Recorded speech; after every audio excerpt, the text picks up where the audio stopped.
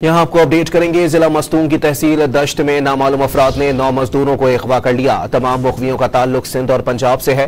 तफसीलात जानते हैं डॉन न्यूज के नुमाइंदे अब्दुल्ला जहरी से। जी अब्दुल्ला, मजीद बताइएगा।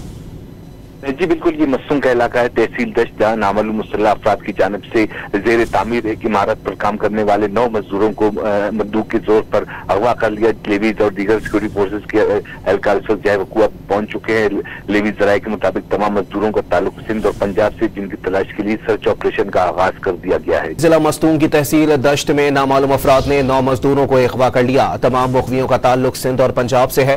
तफसीलात जानते हैं डॉन न्यूज के नुमाइंदे अब्दुल्ला जहरी से। जी अब्दुल्ला, मजीद बताइएगा। जी बिल्कुल, ये मस्तूंग का इलाका है, तहसील दश्त, जहाँ नामालूम मुसल्लह अफराद की जानिब से जेर तामीर एक इमारत पर काम करने वाले 9 मजदूरों को बंदूक के जोर पर अगवा कर लिया। लेवीज और दीगर सिक्योरिटी फोर्सेज के एहलकार इस वक्त जो है वकूआ पहुंच चुके हैं। लेवीज जराये के मुताबिक तमाम मजदूरों का ताल्लुक सिंध और पंजाब से, जिनकी तलाश के लिए सर्च ऑपरेशन का आगाज कर दिया गया है। जी बहुत शुक्रिया अब्दुल्ला।